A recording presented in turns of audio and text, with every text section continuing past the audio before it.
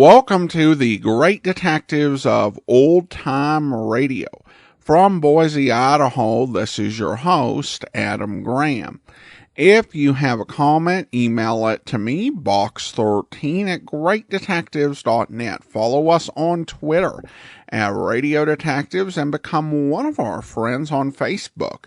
Facebook.com/Radio Detectives. Well, it is our 3,300th episode special. And for this occasion, I've decided to bring you an episode of the anthology series Tonight at 9:30, which obviously aired at 2 in the afternoon. No, I was kidding about that part. But Tonight at 9:30 was a San Francisco-based anthology series where original plays were performed for the radio by a group of generally respected San Francisco actors of the time. This aired over radio station KPO and may have been syndicated by NBC through its Pacific affiliates.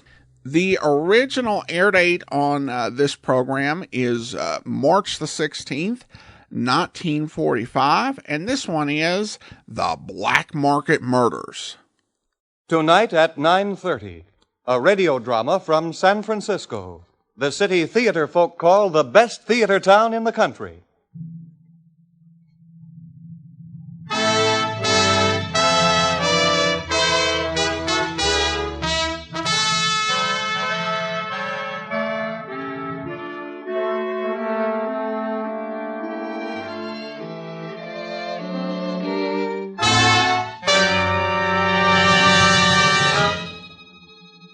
Our drama tonight is a murder mystery, the story of the death of an unpleasant individual named Gregory Porter.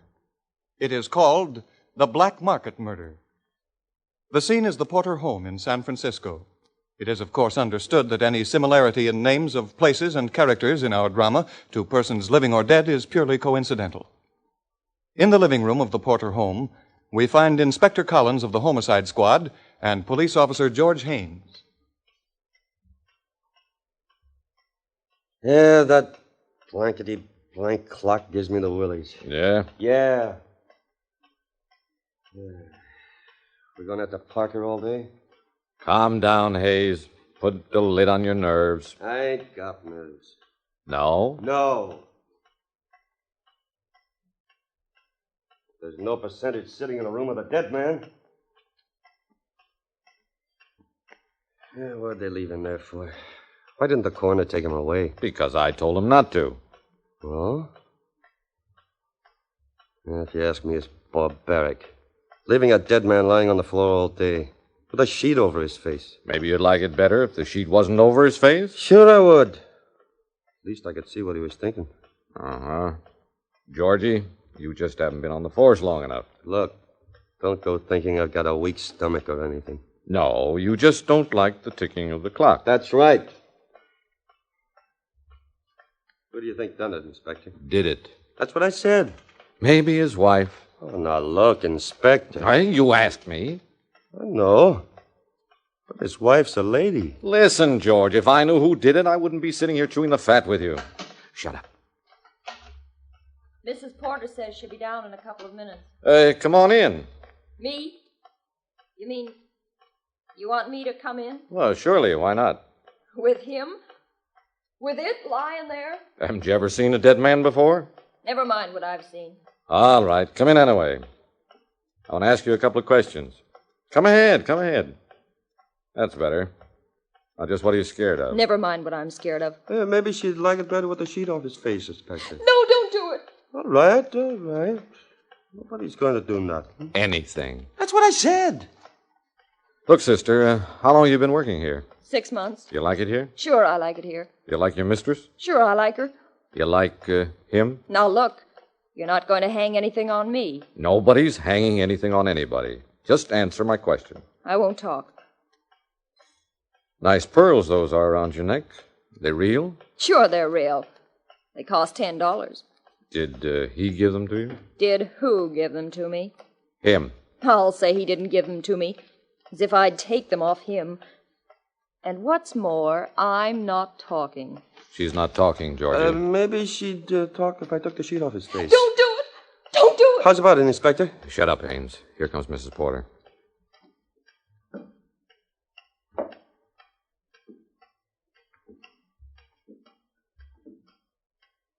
Inspector Collins? Yes, Mrs. Porter. I'm Inspector Collins.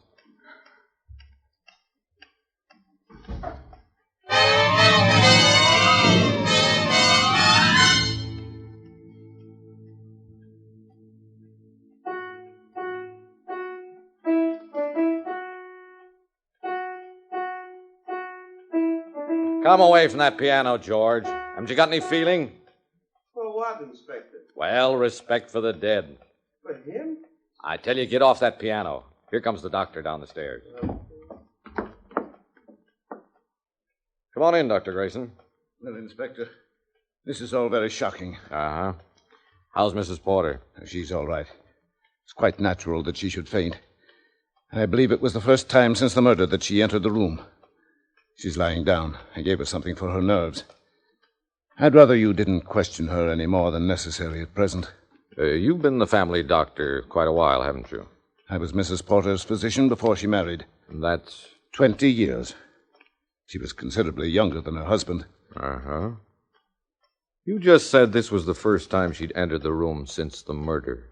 That's what Mrs. Porter told me after I had revived her. How do you know it was murder? Well, there's the evidence on the floor. Couldn't it have been suicide? Do you think it was suicide, Inspector? If you don't mind, I'll ask the questions.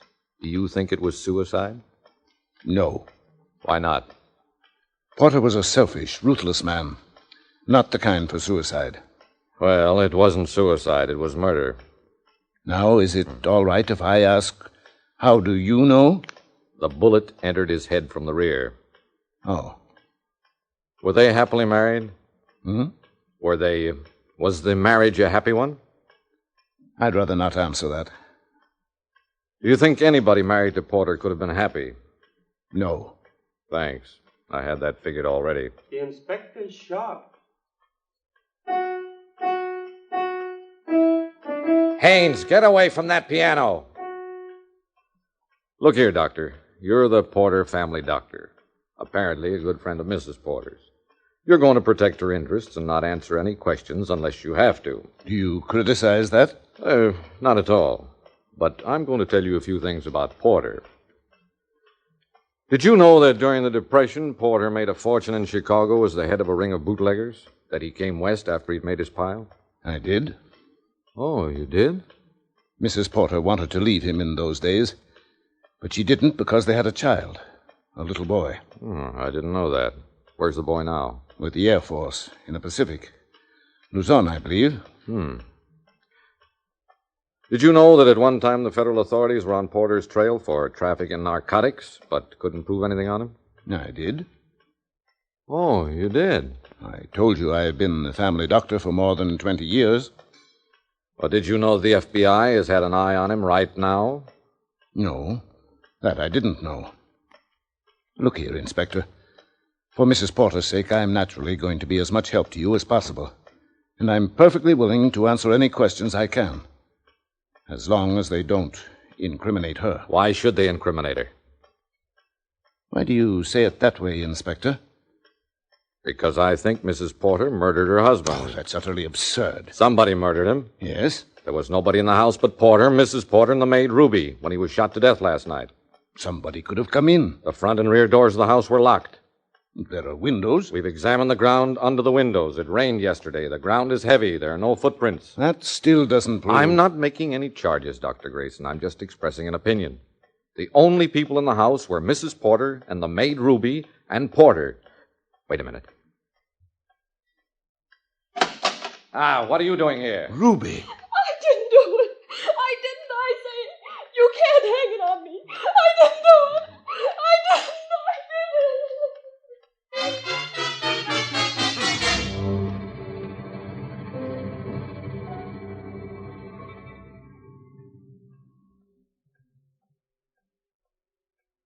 All right now, sister, just calm down. We're going to talk. I had nothing to do with it. Listen to me, Ruby. You've known me quite a while, haven't you? Yes, Dr. Grayson. You know you can trust me. Yes, Well, I'd answer the inspector's questions if I were you. but I didn't kill him, Dr. Grace. All right. Now, let's get down to brass tacks. Why were you listening at the door? Wouldn't you, if you thought people were talking about you? No, I would not. Shut up, Haynes. All right, now. Where were you last night at 11 o'clock? In bed? In bed? Yes, in bed. Asleep? Of course. Go ahead. Tell us what happened. What do you mean? What woke you up? I heard a noise. Like a gunshot? I don't know. I was dreaming, and I heard a noise. I woke up, and then I ducked under the covers. Why? I don't know. I thought something happened. Why? I don't know. How should I know? I heard the noise, and I was scared, and I ducked under the covers. And... Quit yanking at those pearl beads. You'll bust them. Ruby, you heard the noise. You hid your head under the covers. But then you got up. I heard a Why? noise in the hall, and it was Mrs. Porter. She said, "Ruby, get up. Something has happened. Something has happened to Mr. Porter. It's awful," she said. "It's terrible." She was crying, and she said, "We've got to send for the police." And then? And then she phoned for the police. There, she done it. She bust your beads. Leave them be. Ruby, I think you're lying to us. I'm not, I'd say. I'm not going to talk anymore. I think you will. Haynes, come here. Yeah. Uncover him. You mean take the sheet off him? Yes. No. Go ahead, George. Hey. And don't you go fainting. Pick him up, Haynes. What is this, Inspector? Pick him up and prop him in that chair. Inspector Collins, I object. The body should not be moved. I'm in charge here. Put him in that chair. He's heavy, Inspector. Do as I say. Inspector Collins, as a friend of the Porter family, may I ask what you plan to do? I'm going to show you how he was murdered. How can you do that when you don't know who killed him? I know who killed him. You're positive? I'll say I'm positive. Who? This woman, right here. I tell you, I didn't. I was in bed, my head under the covers. I didn't do it. I didn't. Keep still. From now on, I'll do the talking. I didn't do it. One more word out of you, and I'll have you gagged. I didn't do it. I think she's going to cork out, Inspector. Inspector Collins, you're changing your mind quickly. Short time ago, you said you thought Mrs. Porter murdered her husband. I don't always say what I really think. She didn't. Well, there's no doubt in my mind. She couldn't have done it. Now, you've got every right to take any steps you see fit. And I suppose I have no right to question you. But will you tell me what proof you have that this girl did it? Sure. First, I've got the motive. Well, that's important. I'll say it is. And what, may I ask, was the motive? This. You give me that. What is it, Inspector? A package I found in this girl's room while you and she were attending Mrs. Porter after she fainted. What is it? 100,000 gasoline ration coupons. What? I told you the FBI was ready to move in on him. He was a black market gas rat. What, the girl? She distributed them to his agents. Look here, Ruby. Is this true? What if it is? I didn't kill him. It doesn't necessarily prove that she killed him. No, that doesn't, but it ties her in with him. And other things prove that she did. Haynes. Yeah? Straighten him up in that chair. It seems to me that this is very unnecessary and unethical. I'll be the judge of that. Straighten him up. There. Now you come here. Me? Hurry up. I didn't do it. Sit down here in this chair. I don't want to sit down. You'd better do what he says, Ruby. That's better. Now watch. I don't know what argument you had with Porter. We'll find that out later. But some way or other, he double-crossed you. He always double-crossed everybody. You're telling me. Now, just don't do any more talking and watch. You came downstairs at a few minutes before 11 to argue with him. You came in the door, right here. He was sitting just like he's sitting now with his back to the door. You crossed the room and began to argue with him. You couldn't talk loud because you were afraid Mrs. Porter would hear you. You're making it all up. You argued with him, and he argued with you, and then he got tough, ordered you back to your room, and probably threatened your life if you crossed him up. So you started back to your room. It's not true. None of it is true. He sat there in the chair. You went past him going to the door. And when you got in back of him, you fired point blank at the back of his head. And he fell out of the chair flat on his face this way.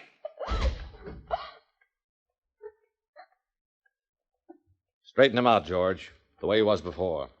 Okay, Inspector. Oh, this is fantastic. You haven't even got a gun to prove. Oh, yes, I have. Right here. Where did you get that gun? Why do you ask that way? Because that's Mrs. Porter's pearl-handled revolver. I've seen it often. Oh, that's interesting, but not particularly important right now. Where did you get it? The same place I got the pack of gas stamps, under the covers in this girl's room. It's a lie. I didn't shoot him. I never did. I could have killed him lots of times. Lots of times I wished he was dead. But I was afraid of him. He had the goods on me. And you had it on him, sister. He was stronger than me. Stronger than anybody in the world. I was scared of him all the time. All the time I wanted to quit, and I couldn't because he wouldn't let me. I hated him. I'm glad he's dead, but I didn't kill him. I didn't. Officer Haynes. Yeah? Put the bracelets on her. Yeah. No. Inspector, Mrs. Porter. Ma'am? Inspector Collins, let the girl go. She didn't do it. I killed my husband. I shot him to death.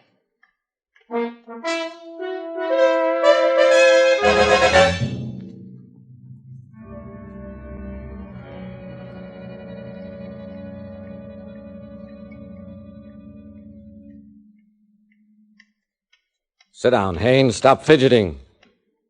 Okay. The clock gets in my hair. Always ticking. That's what they're supposed to do. I think Mrs. Porter is all right now, Inspector. I'm quite all right, Dr. Grayson. Oh, you've got nothing but time. When you're ready, you start talking. Start in. I'm ready. I don't want anybody else to do any talking. What are you doing, Haynes? Picking up another pearl. Here's another one. Leave those pearls alone. You too, Doc. You've been picking up pearls for the last 10 minutes. You can buy a string for $1 at the 5 and dime. You cannot. I said leave the pearls alone. Here's another one. Drop it and sit down. Now start in, Mrs. Porter. Inspector Collins, I shot my husband to death. You seem to be mighty calm about it. Dr. Grayson. I think I'd let her tell it in her own way. Mrs. Porter has gone through a great deal. Science shows that after a maximum amount of suffering, the human machine no longer... Yeah, very interesting. We're not here to listen to a speech. Please, may I go ahead? Go ahead. Inspector Collins, I married Mr. Porter 20 years ago. I was very young. He was almost 20 years older than I. My parents objected terribly. I've been alienated from them ever since. He was a fascinating man, and I... And you were very young. My parents were right, and I was wrong. After a year of marriage, I knew they were right. What made you change your mind? I found out what kind of a man he was. I'd been fascinated by what I thought was his adventurous, romantic ways. It wasn't adventure. It wasn't romance. He was evil. Why didn't you leave him? She was going to have a child, Inspector. I don't see why Mrs. Porter has to be tortured going through all this. I'd rather tell all of it, Doctor. Now let's understand each other, all of you. Mrs. Porter has confessed to murder. Up to now, she hasn't established any reason for particular consideration. When it comes time for her to make a sworn statement to the district attorney, she can decide how much she wants to say and how much not. Right now, if she's got any ground to stand on, she'd better tell the whole story. Thank you. Inspector Collins, for 19 years I've lived a lie. I mean, I've tried to hide from the world the real truth. Because my boy was born. Don't torture yourself, Mrs. Porter. I'm all right, Dr. Grayson. My boy was born. I... Take your time. We've got all day. For 19 years I've tried to hide from the world, and most of all from my son, that Gregory Porter was an enemy of the law, an unscrupulous, dishonest, ruthless, cruel man. Dr. Grayson, you've known some of it, not all. You've known about his ring of his activities during Prohibition, of his narcotic activities, of all his wicked, inhuman... Please, Mrs. Porter. I'm quite all right, Dr. Grayson. Inspector Collins, the only redeeming quality my husband had was a deep devotion to our boy. Even that was a selfish devotion, but it was there. That's one of the things that's hard to understand, that a man so cruel, so wicked... Look, Mrs. Porter, I said we had all day, but let's not go into a discussion of opinions. Just stick to the facts of your story. Here, what are you doing? Picking up a pearl. I told you to leave those pearls alone. Go ahead, ma'am. Inspector Collins, my boy was lost in the Pacific 5 weeks ago. What? It's true, Dr. Grayson. But we've talked about him frequently. You always said everything was just fine. I've had to say that, to make myself believe it. And I did believe it up to last night. Did your husband know the boy is dead? He's not dead. I still don't believe he's dead. My husband knew. Inspector Collins, for the last 5 weeks I've been as if my mind was frozen. I've felt nothing. Last night, I went down to the living room to speak to my husband. I went into the room, and he was sitting there, in that chair. He'd been drinking. He always drank a great deal. He never was sober at night. I came into the room. He was sitting with his back to the door. There, what'd I tell you? I spoke to him. I said, "Gregory." Well, what is it? "Gregory, I want to talk to you." What's the matter? Getting bored? Tired of your own company? You don't often honor me by coming down here at night. I have to ask you something. I'm listening. You want a drink? Please, Gregory. Certainly not. Well, excuse me while I fix myself one. Go ahead. Gregory, I found this on the floor in your dressing room. Is it yours? What is it? Won't you please turn around and pay attention to me? Well, what is it? An envelope with 105-gallon gasoline ration stamps. Do you mind telling me why you should open an envelope in my dressing room? It wasn't sealed. It had no writing on it. I opened it to see if it was something important. Well, it's very important. 100 gas stamps. Are they yours, Gregory? Naturally, they're mine. I'm glad I didn't lose them. Thanks, I'll take them. Gregory, how do you happen to have 500 gallons of gasoline stamps? The important thing is that I have them. And they're mighty useful these days. Gregory, nobody has rationed that much gas. Now look here. Are you sticking your nose into my affairs? Then you had no right to have them. It's another of your... Would you mind tending to your own business? Gregory, answer me. You had no right to have them. I told you to mind your own business. It is my business. Gregory, where did you get them? Keep your nose out of my affairs. Gregory. Well? Nobody has issued 500 gallons of gasoline. That's right. Then you bought them. You bought them in a black market. And if I did? You did. You bought them in a black market when... When what? When you bought them. And... Oh, do you have to be a fool all your life? No, I didn't buy them. Oh, thank goodness. I didn't buy 500 gallons of gas stamps. No. Wait a minute.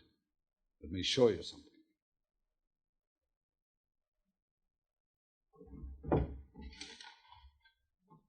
There. What do you think of that? Gregory. 500,000 gallons of gas.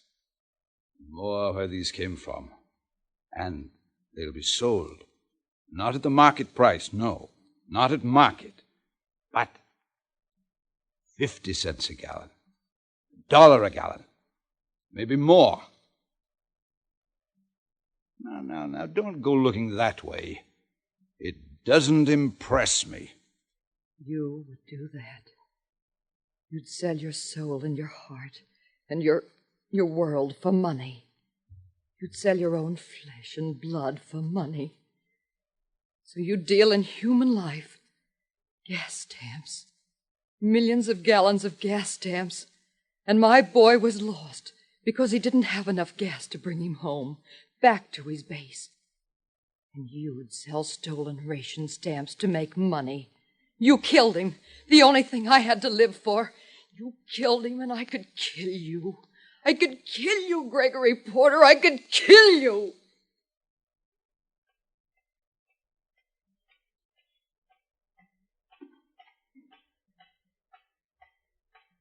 He sat there staring at me, Inspector Collins. I walked out of the room. I went upstairs. I don't know how I got upstairs. I sat there in my room, and I couldn't see anything. It was as though I was blind. I sat there. I tried to think. I couldn't think. Then I took the small pistol I've always had in my desk. I walked down the stairs. I went into the living room. You came up behind your husband, seated in his chair. You held the gun to his head, fired. No, you're wrong. He was not sitting in his chair. He was lying there on the floor, drunk. Lying on the floor, face down, drunk. And I stood over him and shot him. I'm glad I did it. I'm glad. Well, I'll be darned. Shut up, Hames. Well, Doc, this sort of makes a different picture. Not at all. I knew he was on the floor when he was shot. How could you know that? I found the bullet hole in the floor when I was looking for the pearl beads. Oh, that's what you were doing. That's what I was doing, Inspector. Looking for the bullet hole. And now what? Well, now obviously Mrs. Porter will have to consider herself under arrest. From here on, it's a case for the district attorney. Not that I think it's likely to go hard with you, madam. There are a lot of angles to this case. But you'll have to come along with me now. I'm ready, Inspector Collins. Just a minute, Inspector. Now, look, Doctor, there's no need you're interfering now. The law must take its course. Mrs. Porter has confessed to murdering her husband. She did not murder her husband. What are you talking about? She's just confessed to the killing. Whether you call it murder or not, she's confessed to the killing. Mrs. Porter did not kill her husband. Dr. Grayson, I did kill him. Mrs. Porter did not kill her husband, Inspector Collins. You're crazy. No, she did not kill him. He was dead when she entered the living room. He'd fallen from his chair and died of a heart attack. You observe that there's no blood around the wound, Inspector. Mrs. Porter shot her husband after he was dead.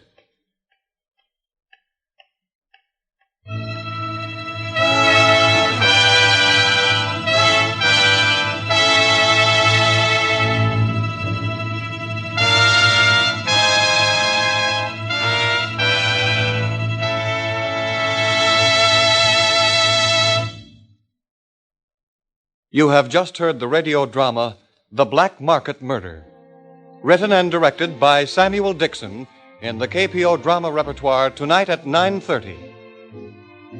The cast included Everett Glass as Gregory Porter, Yvonne Patey as Mrs. Porter, Lou Tobin as Inspector Collins, Ray Lewis as Officer Watson, Earl Lee as Dr. Grayson, and Marcia Keat as Ruby.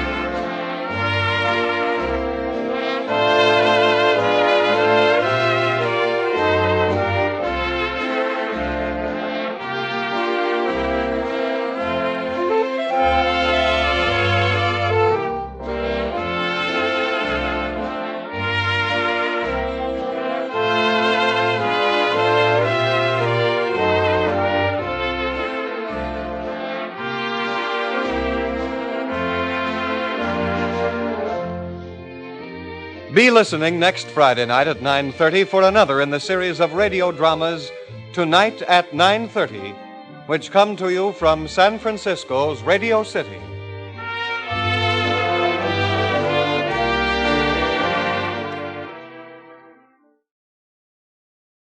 Welcome back. Well, Collins doesn't really come off that well in this episode. He got so busy investigating the homicide that he missed a key clue, and he had to have a doctor bail him out and collect all of the needed evidence while he was busy hearing a confession to a crime that she didn't actually commit. So I do wonder how this will go down in the police report. What I do like about this is I think that particularly for the era and for the fact that this is a local syndication, the sound quality is really good. And they did do a few things. I liked how they kept bringing back that sound effect of the grandfather clock. It is a pretty decent mystery with a good dose of melodrama. It definitely reflected the feelings and sentiment of the era about, somebody who would use the black market. Now, certainly it wasn't universal, but this was kind of the socially accepted thing. What you would hear, promoted on radio, though not always quite this stridently. Collins is like, yeah, you may have committed murder, but he was into the black market, so I don't think it'll be that harsh. The maid, I thought, was a bit over the top, that particular performance. That seemed a bit too much. Even for, something, a radio play where I think everybody in here, it's kind of obvious that they have theater backgrounds. And that can sometimes, in an audio medium, if you don't make adjustments, really come across as a bit over the top and stagey, because it's a little bit of a different type of acting. All right, well, I want to go ahead and thank our Patreon supporter of the day. Thank you to Gary, Patreon supporter since August of 2016, currently supporting us at the rookie level of $2 or more per month. Thanks so much for your support, Gary. And that will do it for today. Join us back here tomorrow for Casey Crime Photographer. In the meantime, send your comments to box13 at greatdetectives.net. Follow us on Twitter at Radio Detectives and become one of our friends on Facebook, facebook.com/Radio Detectives. From Boise, Idaho, this is your host, Adam Graham, signing off.